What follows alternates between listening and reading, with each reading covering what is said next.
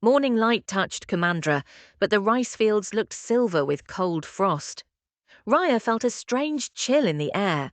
The warm wind of her land had turned icy overnight. She hurried to the Heart Palace. The village elder showed her the sacred ice gem's empty stand. "The gem is gone," the elder said. "An ancient frost spirit has taken it." Without the gem, Kumandra's balance began to break. Streams froze and flowers drooped. Families huddled near fires, afraid of a spreading winter. Raya knew she could not fight a frost spirit alone. She remembered stories about Elsa, the Snow Queen of Arendelle. Elsa's ice power was strong but kind. Raya packed supplies and jumped onto Tuk Tuk, her faithful rolling friend. Together they sped north, following frozen rivers that now reached the jungle paths. Days later, snowy mountains rose ahead. In a shining ice palace, Elsa was carving gentle snow sculptures for children. A guard announced Raya's arrival. Elsa greeted Raya with warm eyes. Raya bowed and told her about the stolen gem. "Kumandra will freeze forever if we do nothing," she said. Elsa listened quietly and felt concern for the distant land. "I will help you," Elsa promised. "Ice should protect, not harm." They planned a journey to the frost spirit's lair, said to be beyond the southern seas. Elsa formed a bright ice ship with tall crystal sails. Raya's jaw dropped in awe. The ice ship slid onto the ocean waves. Magic made the water glow in pale blue lines. Raya guided with a map, and Elsa steered with snowy wind. A biting storm soon surrounded them. Black clouds threw sharp snow darts. Raya's cloak whipped wildly. Elsa lifted her hands.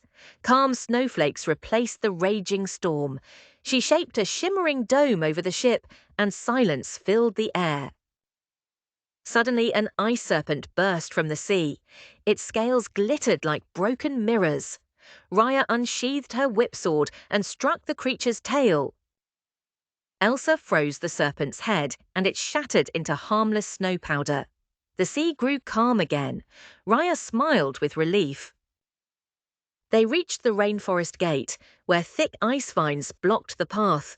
Trees groaned under heavy frost. Even birds were silent. Elsa placed her palm on the vines. Warm light pulsed, melting a clear tunnel. "Hurry!" she whispered. Together they ran through. Beyond the gate lay Glass Mountain. Frost footprints shone on the crystal ground. They glowed like a trail in moonlight. Inside a cavern, endless ice mirrors lined the walls. Each mirror showed a fear. Raya saw her father turn to stone again. Elsa saw herself alone on a vast empty throne. Pain filled her heart. Raya touched Elsa's shoulder and said, "We face fear together." The mirrors cracked and faded. A low growl echoed.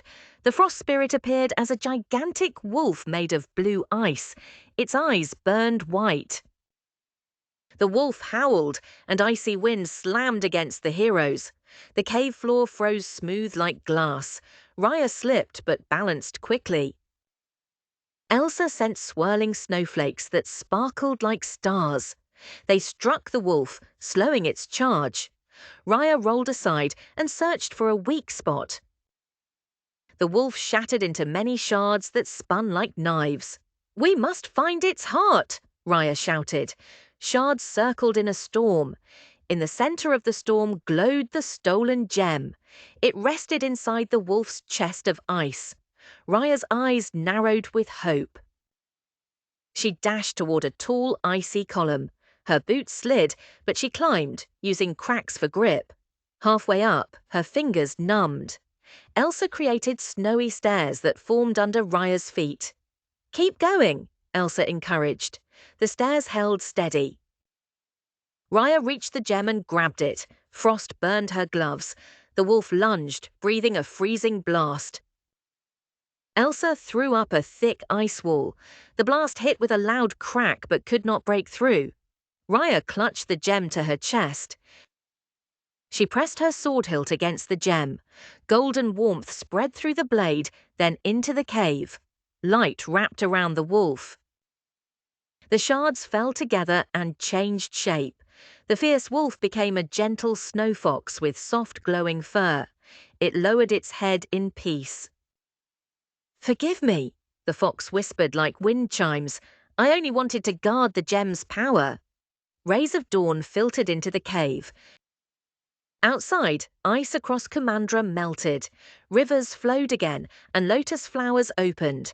People raised joyful voices. Elsa and Raya returned on the ice ship. Villagers cheered and danced.